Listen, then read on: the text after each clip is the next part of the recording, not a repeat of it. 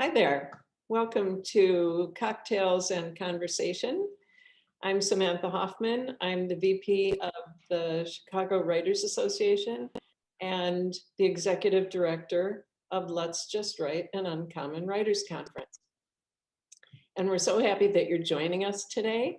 If you haven't tuned in before, this is a series where we chat with people who've been presenters at our previous conferences and who will be presenting again when we resume for our in-person, I'm so excited, event on March 19th and 20th, 2022. So exactly a year from now.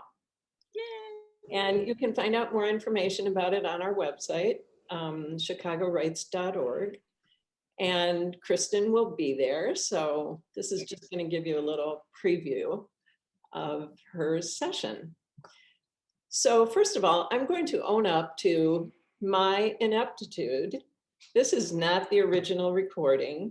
When Kristin and I did this on March 7th, something happened with the recording. And so I wasn't able to post it on our YouTube channel, and people who weren't able to attend the session live didn't get to see it. But, you know, it's such valuable information, and Kristin is so charming and lovely. I just decided we needed to try to recreate it, and so that you guys can see all the content. And there's probably even some bonus content because we're not going to remember exactly how we did it the last time, but we'll try to cover all the important things and add some new stuff. And I don't have a cocktail. I have mine. Kristin's my hero. Two women here. Two women, yay. From New Glarus, yay. I don't have it this time, I always do, but it's 2 o'clock in the afternoon. Yes. And, you know, it's 5 o'clock somewhere, obviously in Madison. Right, it's always 5 o'clock in Madison. So, but even I have my standards, although they're very low. So, you know, it's not inconceivable I'll go get a beer or something during this event. So I'm going to introduce Kristin. Kristin is my friend and a former CWA board member. And as I said before, she's one of the presenters at our conference. Her debut novel, Carpe Diem, Illinois, won a 2014 Chicago Writers Association Book of the Year Award. It was a finalist in the Independent Author Network 2015 Book of the Year and a runner-up in the 2016 Shelf Unbound Best Indie Book Competition. So cool. Its sequel, God on Mayhem Street, was released in August of 2016. Kristin is excellent at doing research on her novels, and she seems to enjoy that part of the writing process so much. So that's what we're going to talk about today. So we'll begin. Kristin, I read somewhere that you recommend saving your research for the second draft. So tell me how that works. Okay, so yeah, basically your first draft is, your goal is just to get it all down. Just your ideas, everything else. Remember that this draft is just for you and you alone. Nobody else is going to read it. It's just to get the story down, and your goal is to get it finished, that first draft finished. If along the way... This is such an important point. Can we just veer off just a little bit here and say, because I am a serial editor, it's really hard for me not to edit everything I write every time I look at it. But so much of what I edit during that process will get deleted anyway. So if you don't get the story down, you'll never finish it. Right. What I like to say is, you don't know how it's going to start until you finish it. So you may have that first chapter might be perfect because you've done it 30 times, but by the time you get to the end of the book, you just get rid of that whole first chapter. Spent 30 times editing it. Right. It's not wasted because you're developing your writing and everything else, but it's not good it doesn't help the story along and get it finished. True. Yeah. You know, we like to work on stuff that's already there. That's just easier than to have to come up with new stuff. And not know where the story's going and write ourselves in a hole or whatever, trying to get out of it. So I understand all that, but yes, just get through the story, get it down. And research, by the way, is a great way of procrastinating. So Yes, talk a little about that exactly. and why you Right. do it. So what I do, and I do this in my first draft, and chances are second and sometimes third drafts. If I come across a question I have, I'm not familiar with, like in my first book, they were walking through the town square, and there was a gazebo, and it was October in Illinois, and the birds were flying around the gazebo. And not being a birder, I didn't know which birds those would be in October in Illinois. So I thought, well, somebody is of course going to know that if I put the wrong bird in. So, but instead of researching that, which might have taken me, a half hour or more, I just highlight it and make a little note. If I know for sure it's going to take less than 10 minutes, I might just look it up real quick. But if it starts to take me longer, then highlight it and move on. I think we talked about this last time too. The nice thing about that is if you are hitting writer's block and you just can't think of where the story's going, go back in your notes and see, oh, I have to research these things. Do that. Because that also might spark more ideas for your story, but also you're accomplishing something in Right. those writer days. Yeah. Yeah, that's great advice. Yeah. So what kinds of things do you research? Well, pretty much anything. And I suppose all of us on this or watching this, you're on the CIA, the FBI, the Homeland Security lists because of all the stuff that we research. And what's actually kind of fun, when we were talking about doing this, I wrote my latest newsletter was about the different research, the current different research. And then I thought, well, this is something I haven't really written about. And then I went back in and realized this is like the fourth or fifth newsletter I've written about this. And the first one was just for that day, I jotted down all the things I looked up on Google. Most of it was all Google stuff.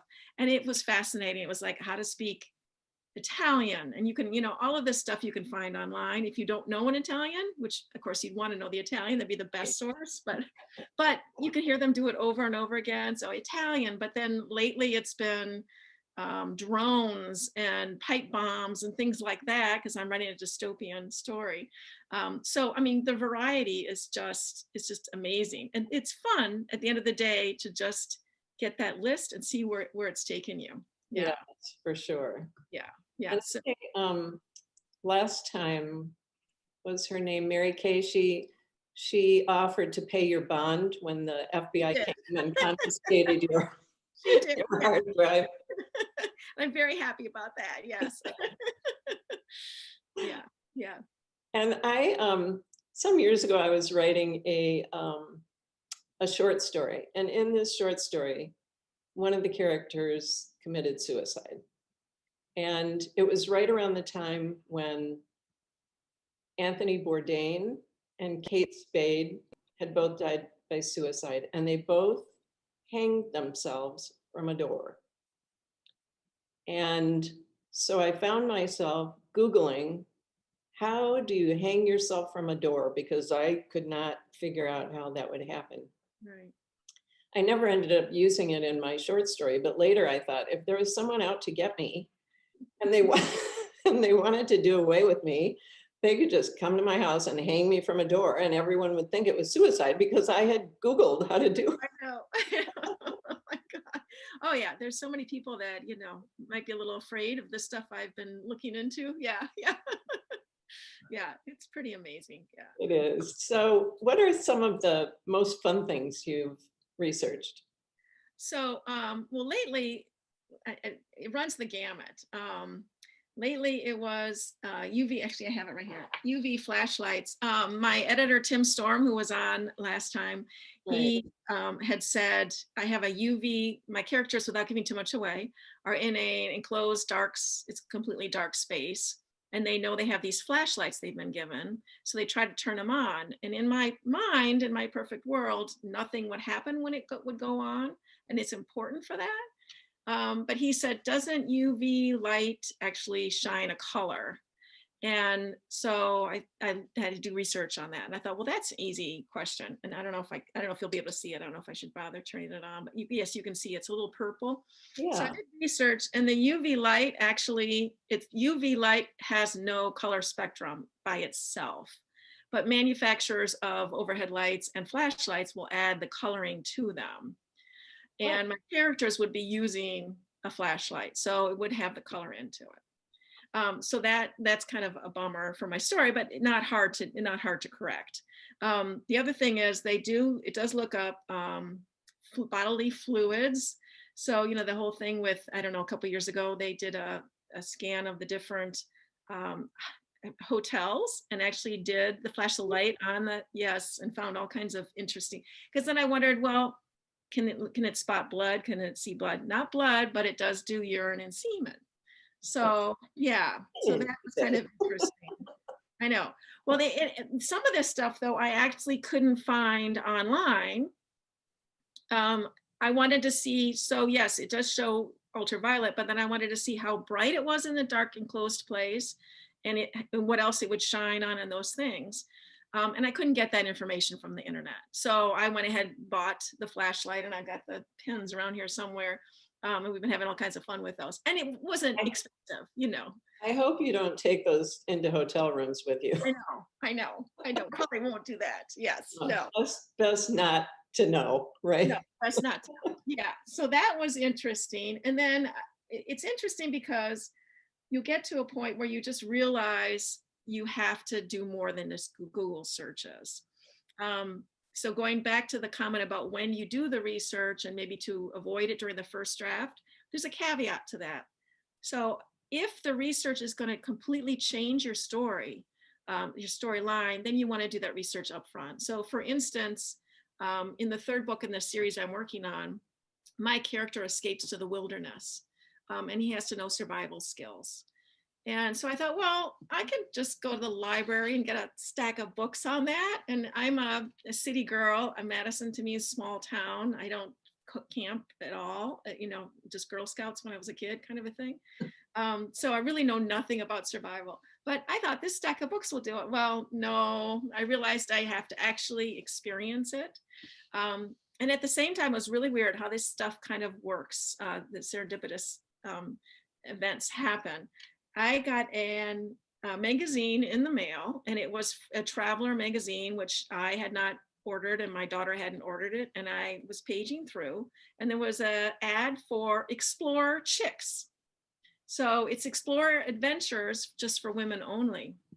And I thought, well, that's interesting. That's kind of fun. Serendipitous. I know. And then the specific ad, now my story takes place in the mountains of Virginia. And the ad was survival school and hiking the Appalachian Trail in Virginia. And they had one in October and one in April. And this was in the summer, I think. So I thought, well, I'll wait till April. First of all, I kind of needed to get into shape. And second of all, the weather was the same as what it would be in my book. So I went ahead and did the survival school and actually learned a lot. It was pretty amazing, met some amazing women and hiked the Appalachian Trail. So that was really important for me to understand the story. Also in this series, I had considered one of my characters to be deaf. She could be deaf, and it would hearing impaired. It would make sense to the story. There'd be a reason why that would happen. But I don't know anybody personally very well who's hearing impaired. Nobody in my family has that, so I haven't been through that experience. So Tim Storm's wife is an audiologist. So I called her up and I said, hey, can I meet with you? And so she did for an hour and a half. And I picked her brain, and I discovered that it would be more involved than my story. Of course, you'd have to know sign language, and the other characters would have to be able to communicate with her through that means. And that's basically like learning a foreign language. It's a whole deal. And there's a really strong community. So I'd have to maybe develop a community in the book. And it was just beyond what my story was going to be about. And it was good I did it at that point, because I had started to write her in that way, in what I assumed it would be like. And if I had spent months or a year writing that character that way before I had done that kind of research, I would have wasted all that time, because now, of course, she's not going to be that way. Right. Um, What part of your experience hiking the Appalachian Trail did you use in the book? Do you remember? well, Any so specific- it's the third book in the series, which is it's in its like third draft. So it's very rough right now, but I'm gonna use a lot. I think we had one whole day. We hiked 4 days. Oh, so this is a really interesting story. I have the book here somewhere. So we were supposed to hike 4 days. And I was the oldest woman there by not much, but there was a group of like, there was a 20 something, and then there was like 4 or 5 30 somethings, and then a couple 40 somethings, and then us in the 50s, a couple of us in the 50s. And the first day we get there, after I was the only one that flew, that, all the travel and everything else, right away we did a 3-mile hike. And so I'm a walker. I figured, I can handle that. Well, you forget that it's really flat in the Midwest. Even though I have hills in my neighborhood, that's not, no. So we hiked the first day. The second, I did okay. I was pleased. The second day was all day in the survival school. So we were outside. We were learning to build fires in the rain. We were learning how to make tents out of tarp and just using the materials around us. It was fascinating. It was really something. So I took a lot of notes. I did videos so I can remember all of this. The woman that runs the school said she would review the manuscript for me. So when I get to that point, I'm going to send it to her to make sure. Oh, Yeah, we did that. We hiked. So then her husband at the time that we were there, he had other groups. There was a lot of groups that were there at this school doing other hikes and everything else. And so he was kind of helping them out. And it was the second night, it was Saturday night. I also hadn't slept well, and I was exhausted, and I knew I couldn't do the hike. So I thought, I am just going to stay back and relax. When I first got there, I said to him in particular, I said, the problem with me doing the survival school is my character does not want to be found, and you're teaching people how to be found. So what do we, right? So what do I do? So he said, and if I have it on the shelf, I'll get it. I don't know if you care, but it might be right here. Anyway, he said, he pulls out this big book, and it's US Air Force or something, survival. It's a thick survival thing, which used to be top secret, but now of course you can get it on Amazon. So he plopped in front of me, he turned to the back, and there's all the ways to escape the enemy or to hide from the enemy. It was perfect. So Saturday, I just took the book. I sat in that beautiful lodge. I sat in the lodge, and I'm reading it and taking notes. And I was reading some other book at the time, and I'm reading that. And he happened to be there because he was kind of hosting people and walking through. And so then one time when he had about an hour of a break, he sat down with me, and I picked his brain, because I found out that he is, and again, I'm going to forget the acronym for it. You have the Navy SEALs, which are the top of everybody in the armed forces. He trains them. So he's a top, and there's only about 200 in the country. And here I am sitting with this man. It was unbelievable. And his job was to train them when they're captured. What do they do? That was his job. I was like, I can't believe this. Yeah. So the whole thing worked out so well. And if I'd gone on a hike, I would have missed that opportunity. If I had gone at a different time or whatever. I think the biggest takeaway from that is ask questions always. Just be open for questions. right. And I think we talked a little bit about that last time, because I do teach this course on research, and I had somebody say, but I'm shy, I'm introverted, it's hard for me to approach people. And I think the majority of writers are introverted. So that is tough. So what you have to do is start out easy, slow, maybe just an email is enough, because you can get enough information from them. But then we had talked about, you find that people love, hi Bailey. Haley's a charter member of Cocktails and Conversation. Yes, yeah. People love to talk about what it is they'd like to do. So if you're approaching anybody, a police officer or anybody, It might be nerve-wracking at first, but once you get the first few questions out, you'll find that it's really pretty easy. Yeah. Yeah, And yeah. people are fascinated with writers. I don't know if you've had that experience, Samantha, but you're like, oh, a writer, you know, it's just in awe of that. So Right. it's good for your ego too. It is. You know, this event came about because I had written a blog post about write what you don't know.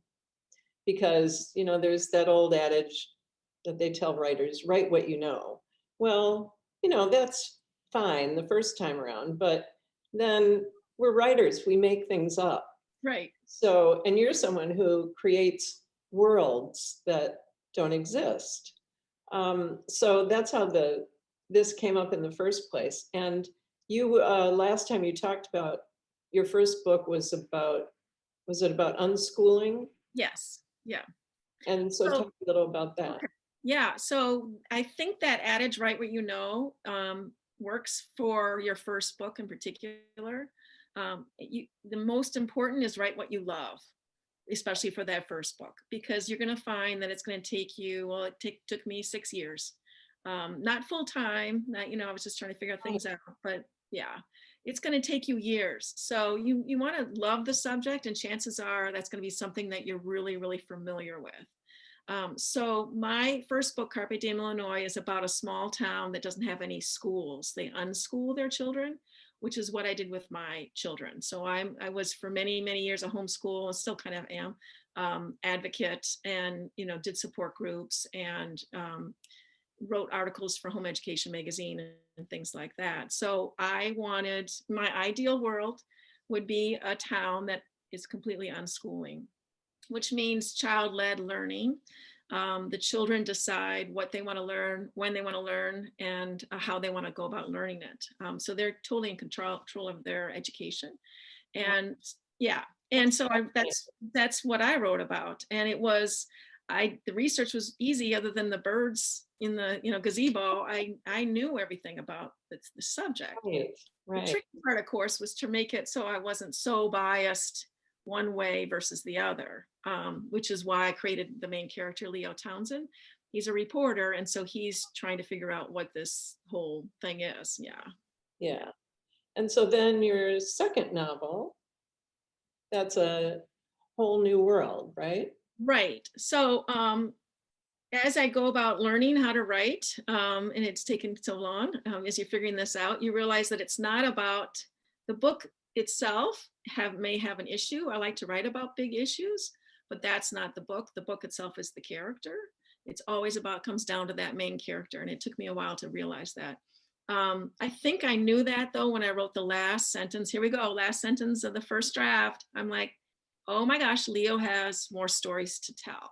I didn't originally think that, but then when that was over, I was like, oh yes, he's got more stories. So the second one is, he is in a lot of my books. I think we talked a little bit about places, which we can talk a little bit about that too. Yeah. The first book takes place in Carpe, my imaginary town, Carpe Diem, Illinois, which is on the way, if people are familiar with the northwestern part of the state, it's on the way out to Galena, on Highway 20. And most of it takes place there. Some of it also takes place in Chicago.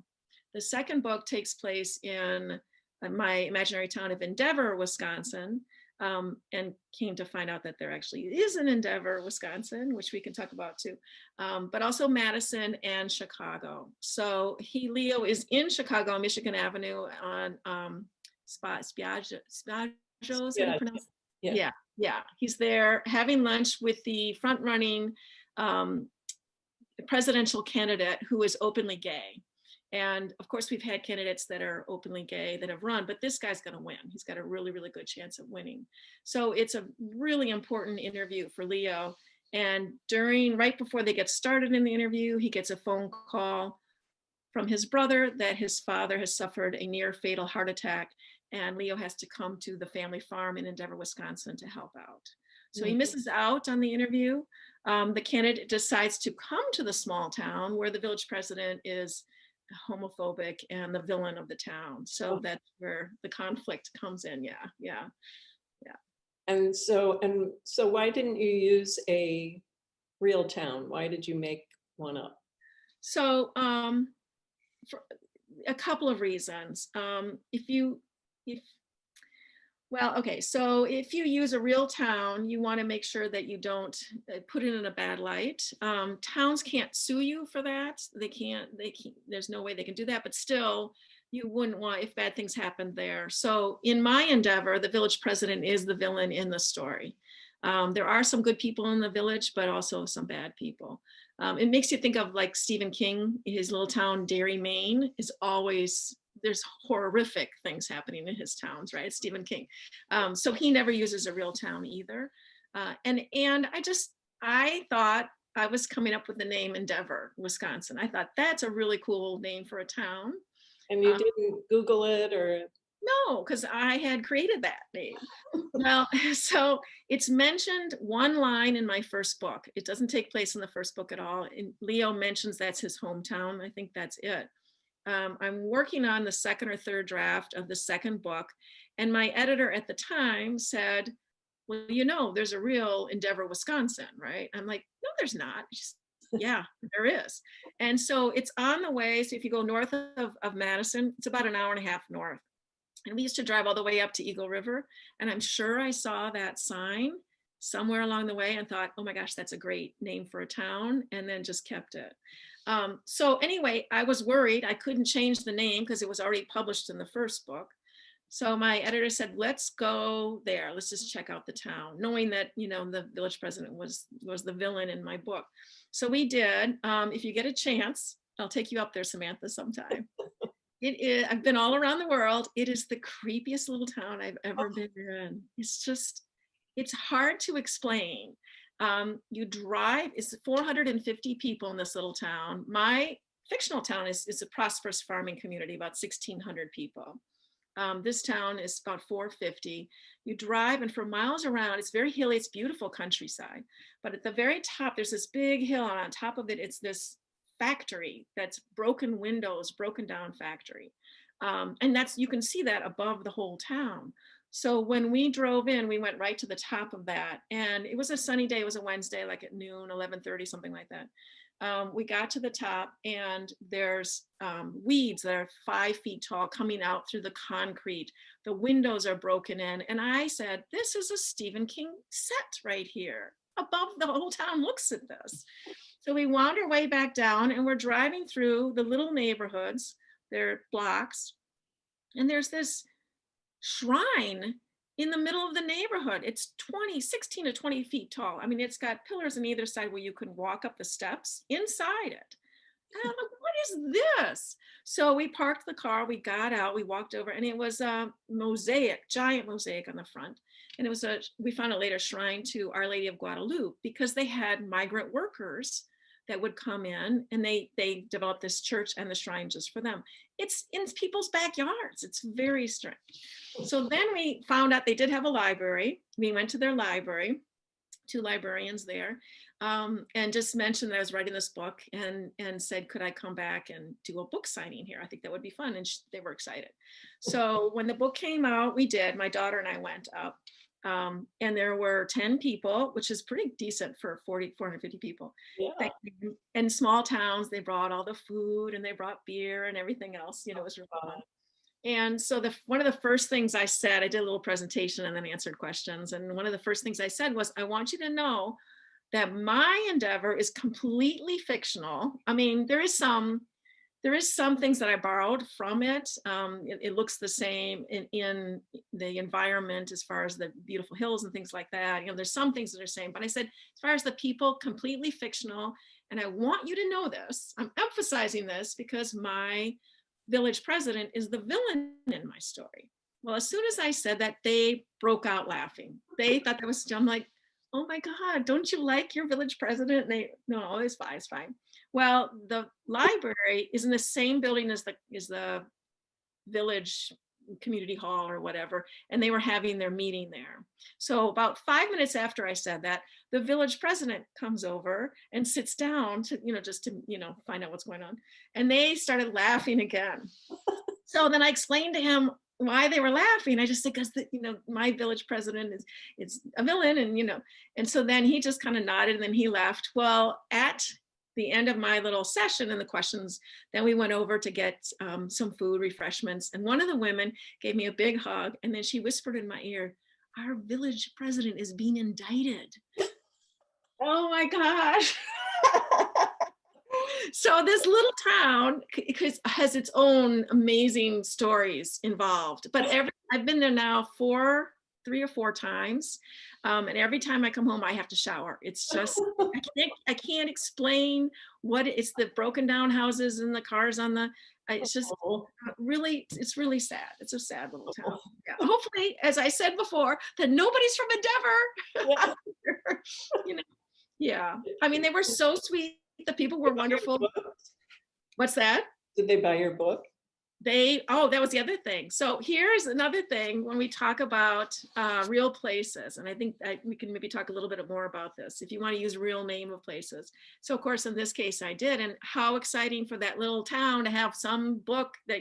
So the 10 people, I sold 23 copies of the books. Yeah, I know. It was one of my best ever. Yes. That's fabulous. Yeah.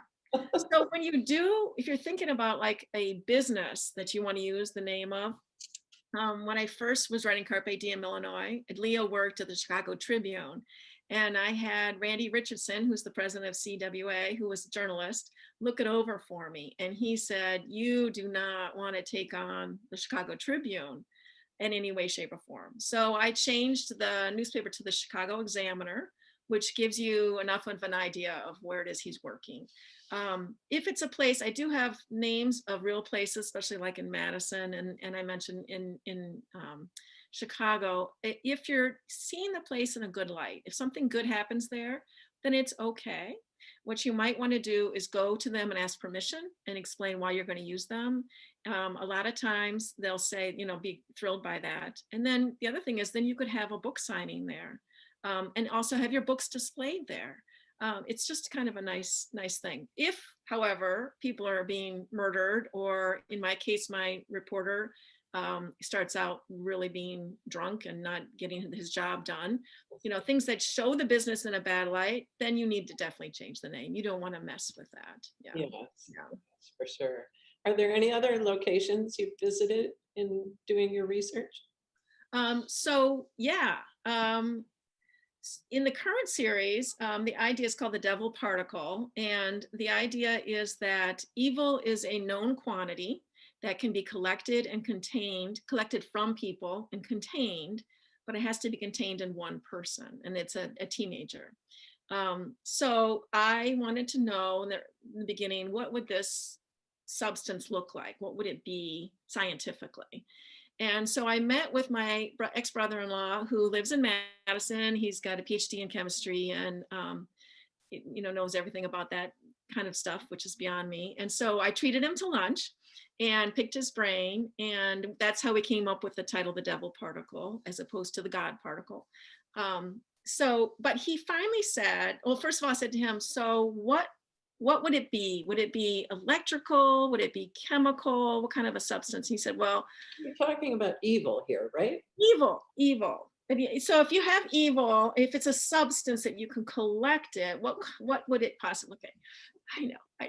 So would it be electrical? Would it be chemical? And he said to me, well, first of all, those are the same thing. And so I'm in the right place. I don't know anything about this. But he also said, you need to talk to a particle physicist, not me, somebody else. And that's a good thing about talking to experts. They can lead you in the right direction if you're going astray. I live in Madison. There's a lot of particle physicists here in town, but there is down in Illinois, in Batavia, is the Fermilab. And I had never been there. I lived in Rockford, and the whole time I never went down there. I thought, well, now's my chance. I have a good reason to go. And they used to have, and I'm hoping they get that back again, I think it's the first Sunday of every month. They have, it's an open free day. They give you a lecture, and then there's a tour. And so my older daughter and I drove down to Batavia to check it out. And we get there, and we're sitting at the tour first. And there was a room of about, I would say at least maybe 50 people in the room, and scattered in the audience were 7 or 8 retired particle physicists. And they had these neon yellow t-shirts on so that you could, talk to them, ask them questions throughout the day. So the lecturer talked about math to some extent, and I was pleased that I understood, maybe about a third of that. I was really happy about that. The rest of it kind of went over my head. But when he was done, he opened up to questions. And one woman raised her hand and she said, my son who's 12, and I think this was for 12 years up and older, because he was definitely there. He wants to be a particle physicist. What should he study? I know. And the man said he needs to study all the math he can. He needs to be so far advanced in math even before he starts to college that he's ready for college calculus. So that's what I'd recommend. So she thanked him. And then one of the men, the volunteers with the yellow shirt, raised his hand. And so the man called on him. He said, in a very nice British accent, he said, so I just want to add to that. I can't do a British accent, otherwise I would try. I want to add to that. I just want to say he should study whatever it is he loves. So if it's music, he should study that. If it's math, study that. And so our philosophy, of course, of unschooling, that's exactly what we believe. And so Caitlin, my daughter, nudges me. She says, that's the guy, Mom, let's talk to him.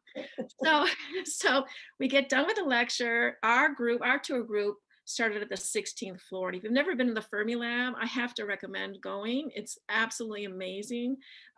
They actually have buffalo on the grounds, which is kind of fun to see in the middle of Illinois. Yeah. And the tower is 16 stories up. So we started at the top. We got off the elevator and there was this man standing there by the window. So we made a beeline for him. And I went up to him and I explained my story about evil being collected, and he slowly backed away from me. Like, this is a crazy woman. Well, this is one of the things I recommend. If you do talk to an expert, do your own research, know a little bit about the subject you're asking, or a lot, especially if you're interested in it. And I'm interested in particle physics. My dad was major. My grandfather was a physics professor. So I have some of that in my blood, but I'm just fascinated by it. So I did a bit of reading before we went down there. And I started explaining some things that I understood about the Fermi Lab itself, and then why I was there. And so then he started to warm up to me a little bit and realized I wasn't completely off my rocker. And he took out a notepad and he's making notes and how this would go and everything else. He got all excited about it. And we missed the tour and all of that. So then he came up to Rockford soon after we had our Word of Art in Rockford that we used to have every year. So he came up to that, and now we're pretty good friends. We get together every couple months. He lives down in Naperville. But he then looked over my manuscript for me and helped me rig up a thing, an extractor that would extract evil and how that would all look. And we came up with the name of them are agonistons, antagonistic things. Oh. And how it works. And I think it works pretty well. Yeah, it works pretty well. That is so cool. It was fun. Yeah, it was really something. Yeah. How creative for a particle physicist to be able to create some device to extract evil. Right. I mean, that's so cool. Well, and so then as I said, he's retired. And so he got the writing bug. And he came up to Madison for Right by the Lake one year with his daughter, and he's got a couple of ideas, several ideas for books. Most of them are nonfiction, but like nonfiction picture books for kids to explain this stuff. And he does write for Naperville. His name is Mike Albro, Dr. Mike Albro. He writes for the Naperville Monthly column for their social, I don't know exactly what it's called, the newspaper down there, online. And it's, so it got him the bug too, and that is possible, which is fun. Yeah. Very cool. Last time you had mentioned you were doing research about police work. Mm-hmm. And I can't remember exactly who that was, but tell that story again. Yeah. So my second book in particular, that's more involved with police there. And so I knew I didn't know enough about police procedure other than what I watched on TV and read in some, like Michael Connelly books and things like that. So they have, and hopefully they'll have it this year. They have this thing called the Writers Police Academy. So I recommend, if you're going to have any kind of police procedure at all in your books, check it out. My daughters were excited about it too. So the three of us went to it. And that year it was in Appleton, Wisconsin, which isn't that far, 2.5 hours, hour and a half, whatever, north of here. It's at their Fox Valley Technical School, which is training, that's a police academy and firefighting academy right there on the campus. So all the equipment, everything's there. And it was a conference. You signed up, there was over 400 writers there. And you could sign up for classes like how to fire a gun, how to handcuff, how to get your way through a burning building, riding in the fire truck, and all kinds of, there's forensic psychologists there, and amazing. So the three of us signed up for all different things so we could take notes. I think we were in the handcuff class together because that was kind of fun. We tried to get into the gun firing one, but that filled up immediately. That was hard to get into. So that was amazing. The biggest takeaway I had from that was that police procedure, even though it seems like it's the same everywhere, is extremely different, even in every county of Wisconsin itself. They have different procedures. So the county that the book got in, Mayhem Street, my second book, takes place in is in Marquette County, Wisconsin. So that's where Endeavor would be.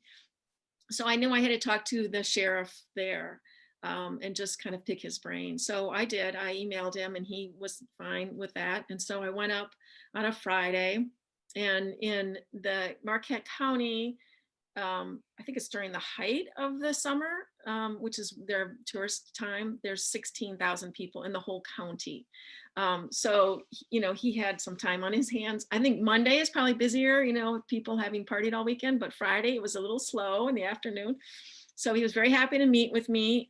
He was the perfect sheriff. I mean, he was just perfect. He must have been at least 6'4", and I don't know, 250 or something. He was just big, strong man. And I walked into his office. They had a nice big office. He had a conference table. We sat at the table. He was very slow and deliberate with his words, very patient. So we sat down and he had his arms in front of him, and he said, "So what brings you here?" Little lady. Said, yeah. And I said, so I explained, and I'm not going to give it away, but I explained one of the last scenes in the book, had all this action and everything else. And I explained the scene, and I said, I want to know if this is accurate, because people like you hopefully will read the book, and I want to make sure that they aren't offended that I didn't do my research. And so I told him the whole scenario, and he said, "Well, that's what would happen in Hollywood, but not in real life." So I'm like, this is why I'm here. So then I had to totally rewrite the scene because it didn't make sense for real life. And I got all that information from him. He was amazing. And so we were together about an hour and a half. And then behind, this is the new sheriff's, the jail and everything else. Behind that, it was the old jail, and it's still there, historic jail. So he took me to give me a tour, and it's haunted. And this big burly man says, "Yeah, it's haunted." And I'm like, he said, no, my office was in here for, I don't know how many years, I forgot, many, many years. And I constantly heard doors slamming and footsteps and everything else. And I was the only one in the building. And it was very, very creepy, with the jail cells and everything else. Yeah. So that was really something. And then what was neat too, I think we talked about this. Hang on, I'm going to get the book. Here it is. On the way back from that, I knew what I wanted. I had self-published both of my first two books, and I knew what I wanted the cover to look like of God on Mayhem Street. I wanted to have this main drag of a small town. And so I took my camera and I drove down through Wisconsin from Marquette down to Madison. And so here's the picture. And I had said, people have to let me know where it is, but I'll just tell you, this is Lodi, Wisconsin, which is just 45 minutes north of me. And so I took the picture, and my editor then took out, any street signs and stuff like that. My publisher did. Yeah. Yeah. So yeah, it was a good trip all around. I got, some really good information, and then a good photo too. Right. Yeah. My first book, it's a very long story for another time. Are you drinking water out of your beer bottle? It is water out of my bottle.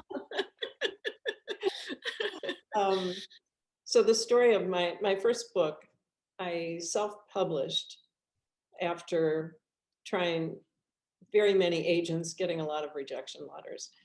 But I decided to self-publish, and I drove around Evanston, Illinois. A house figures very prominently in the story. And so I was looking for a house for the cover, and I found the perfect house, and it's on a street in Evanston. It's really beautiful. So I took some pictures and sent it off to my designer, and the cover, eventually that book was picked up by one of the big 5 publishers, which is a inspirational story that I'll save for another time. And I like my original cover way better than the cover they put on the book. But anyway, the house was just perfect. And after the book was published, I knew the address, of course. So I sent a copy of the book to the people who lived in the house. And a friend of mine said, "Oh my God, why did you do that? They're going to sue you."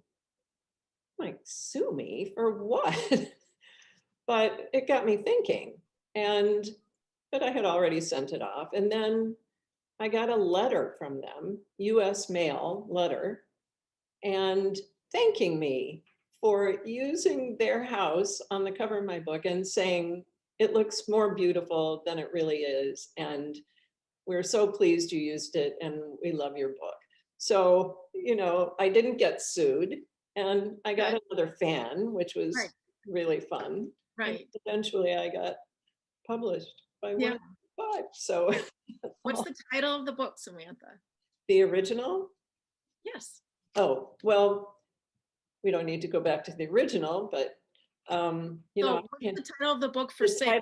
The title of the book now, yes, Yeah. you're so good at this promoting stuff, is What More Could You Wish For? Nice. And that one's published by St. Martin's Press. And it has a cupcake on the cover, I have the book with the candles. Yeah.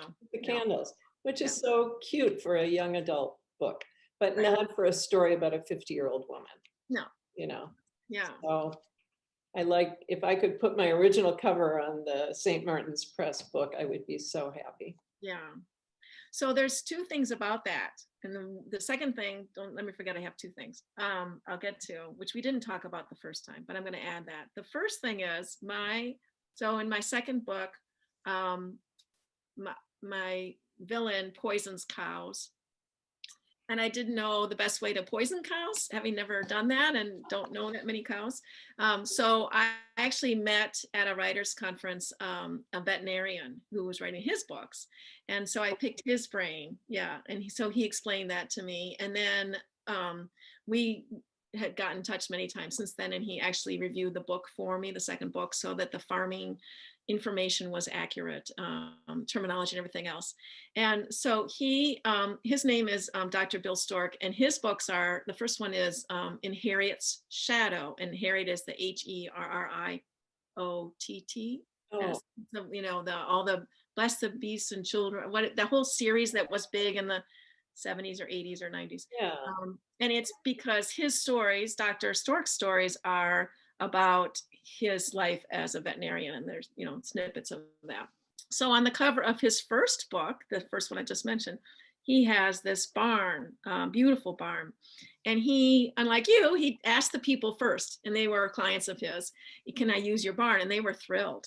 So that's on the cover. And the amazing thing about that, not only was that you instantly have fans and people who are going to buy the book, but this family had 11 children who had all they had children, and they had grandchildren, and on and on and on. So he instantly sold like 500 copies. So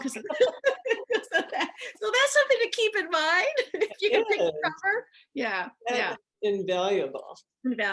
Yeah. But the second point is, so when I would go to do book signings and things at bookstores, my main character, Leo, I think and I shouldn't show you because you're not supposed, well, okay, so my daughter drew a picture of him. That's what he looks like. In my mind, he's Rodrigo Santoro, who was he's the top Brazilian actor, and he was in Love Actually, and he was in 300, and so he's not huge in America, but he is, like, he's in Westworld, so he's in some stuff. And so I would have this really cute thing about, how this is my character, and I pull out his picture, his photograph, and show it to people. And one of my girlfriends, who's more savvy on this than me, said, "You need his permission if you're selling anything with his image on it."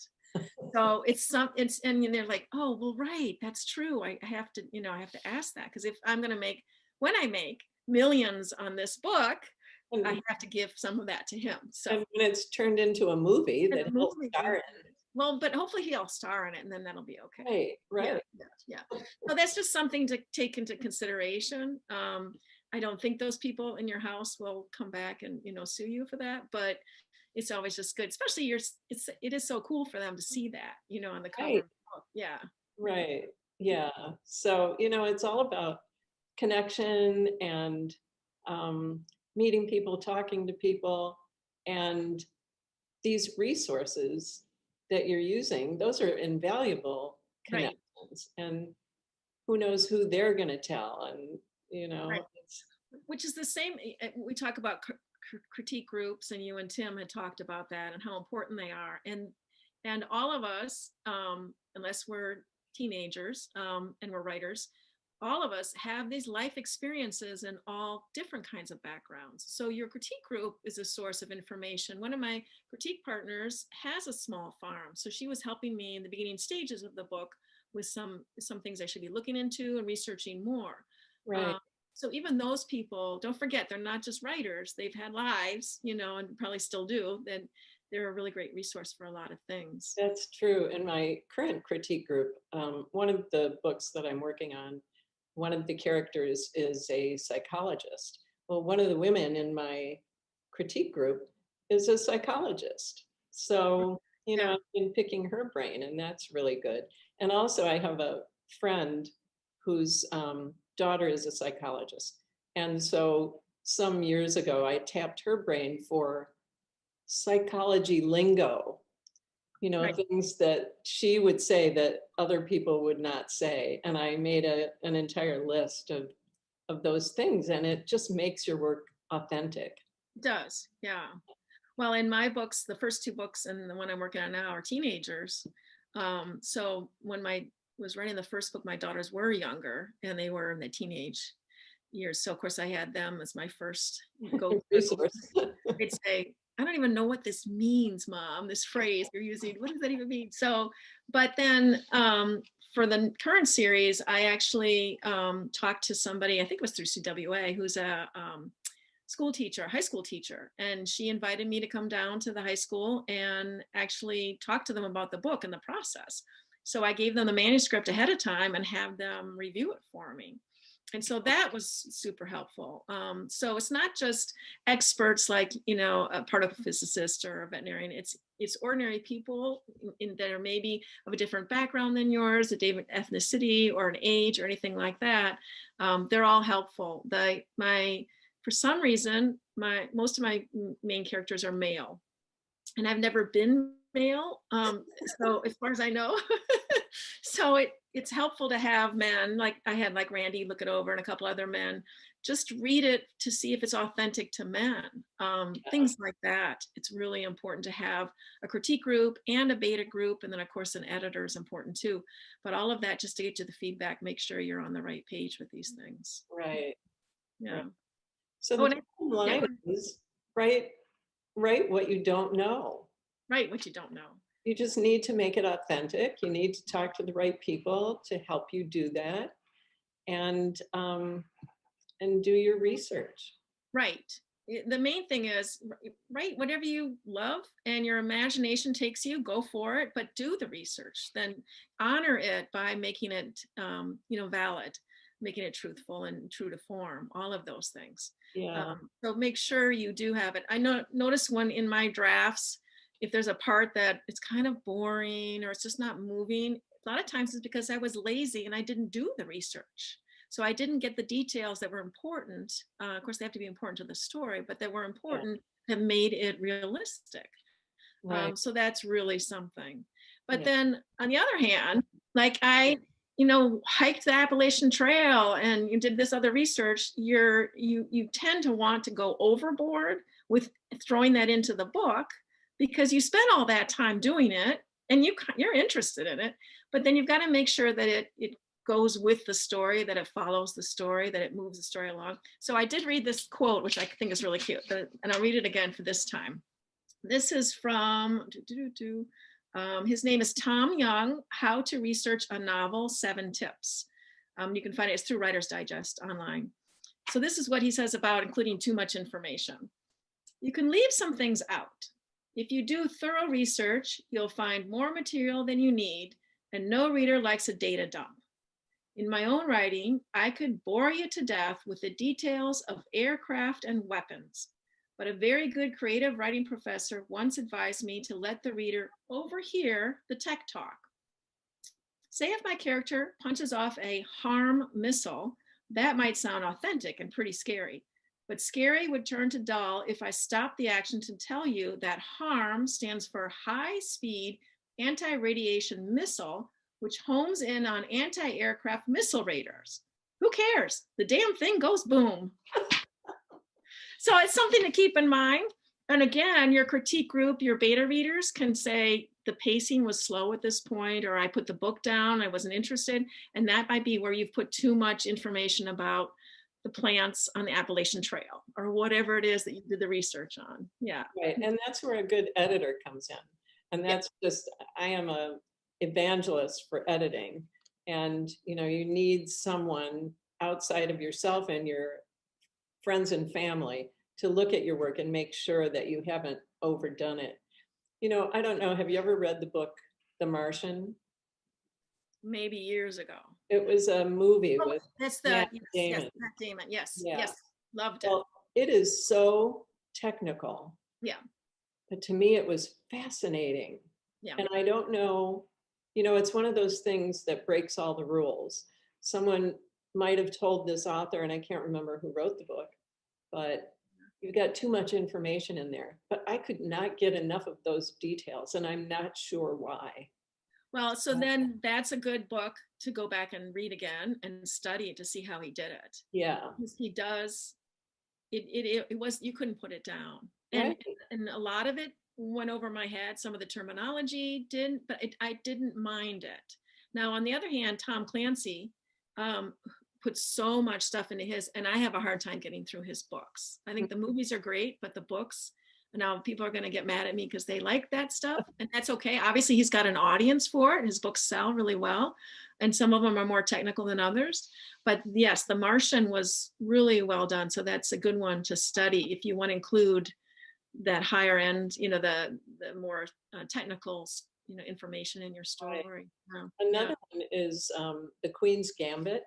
Yeah. Which I saw was it on HBO or one of the streaming services? And so then I read the book, and it's an old book, and it's so much about chess, all the details, all the moves, all the squares, everything. And again, I just found myself being fascinated by it. Yeah. And even if I didn't understand like K2 to R3 or whatever he was saying, it didn't matter. But I loved those details. So those are 2 really good books to study. Right. Well, and you feel honored in a way as a reader when they've taken the time to give you that information. I mean, I really like books that are entertaining, but also that I learned something from them. Yes. And I feel like I'm actually experiencing it. So I haven't read the book, The Queen's Gambit, yet, but I did watch the show, and I do love to play chess. So it was interesting to see and to watch. And so now I'm really, is that a real move? And yeah, it was very, very authentic, the whole thing. Right. Read the book. Read the book. Yeah, it's really good. Yeah. So we're coming up on an hour, and this has been so great. And I think we did a really good job of reproducing. I think we did. I'm looking through. Yeah, make sure we didn't miss something. Oh, I had, so last time we didn't get this covered, and I think I'll just throw this in too. This is steps for interviewing an expert. So we've talked about how I've done that a couple of times. This is how to research your writing to ensure technical accuracy. This is by Dan Colbolt. It's Koboldt. And so I'm just going to read what he says. He's got 4 steps to this. Okay. If you'd like to ask an expert for advice, here are some tips to make sure it's a pleasant experience for all parties involved. Do your homework. Get some thought to the technical subject in question and how it applies to your story before you start the conversation. I kind of mentioned that briefly. Yeah. Number 2, briefly provide some context. In a few sentences, summarize your story and how the technical element comes into play. This will help the expert understand what you're looking for. 3, be considerate of their time. Experts don't exist for the sole purpose of answering writers' questions. Should, but they don't. So don't monopolize their time. Keep your interaction polite, concise, and respectful. And recognize that you might need a different expert, which happened to me too. People who work in medicine, science, and other technical fields tend to specialize. You might find out in the course of the conversation that you need a different type of expert. So I think that's good advice. I remember somebody last time had asked if I pay experts for this, and I don't. I haven't. I will take them out to lunch. And I always keep track of who I've talked to and who's given me help. And then I include them in my acknowledgments in my book. And I will send them a signed copy to thank them for that. My acknowledgments aren't just a list of names. I like to have a little blurb about each person. I don't know if anybody ever reads it, but when I look at acknowledgments, I find that insight kind of interesting, and I like that in a book, so then I include that in my. Yeah, you know, there are so many helpful tips in those acknowledgments. That people thank people for certain reasons, and yeah, those are really great. And then the people you're acknowledging are so thrilled to see their name. They are. Yeah. Yeah. Well, are there any stories we missed before? Endless stories. We could go on forever, but we won't. We'll do it over lunch. Okay, good. Yes. And we can get together in person again. Yes. Sounds good to me. So I'm glad everyone is watching, and join us next month. We do Cocktails and Conversation on the first Sunday of every month. The next one will be April 4th with Nancy Johnson, who is the it girl these days with her new book, her debut novel, The Kindest Lie. So that will be really fun. And then in May, I'll have a publisher. So we'll have a chat with him. So thank you so much, Kristin. You're just delightful. It's a pleasure. It was fun again. It was fun again. It was fun to do it twice. Maybe we'll do it a third time. Right. Okay, well, thanks so much. Thank you. Bye-bye. Bye.